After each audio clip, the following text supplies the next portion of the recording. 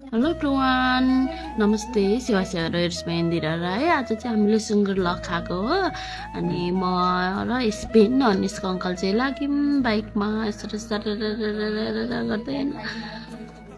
अनि आज चाहिँ बिहानै थियो 7 बजेतिर गएको नि त, तर पनि कस्तो काम लागेको। अनि छोरी चाहिँ साइकलमा गएको क्या, हेरौँ न कस्तो मजाले। ऊ पनि हामी सँगसँगै साइकलमा गएको। अनि खोरमा पुग्दा चाहिँ दाजु दिदीहरू अघि आइपुग्नु भएको रहेछ। अनि त्यस पछाडि यहाँ अब चाहिँ सुँगुर हेर्नु न कस्तो मजाले चारो खाँदै बसिरहेको थियो।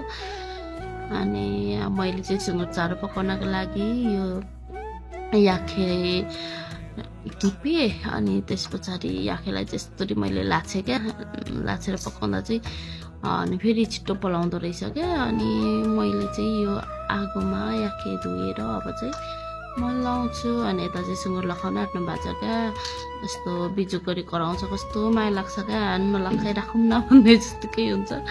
अनि यस्तोरी बिजोक गरेर होइन सुताएर कस्तो तरिकाले गर्नुहुन्छ नि त, मलाई चाहिँ कस्तो डर लाग्छ क्या। अनि यो त्यस पछाडि सकेर हामी चाहिँ लाग्यौँ घरतिर र हामी चाहिँ एकछिन रेस्ट गरेर यहाँ सबैजना काम गर्न पाला काम गर्न थाल्यौँ क्या। यो केटाकेटी चाहिँ फेरि हामी आफै गर्छौँ भन्छ क्या, ठुलो मान्छेभन्दा धेरै काम गर्नु खोज्छ। लास्टमा चाहिँ हामीले यिनीहरूलाई अडाएको होइन, आफै गर्छन् क्या।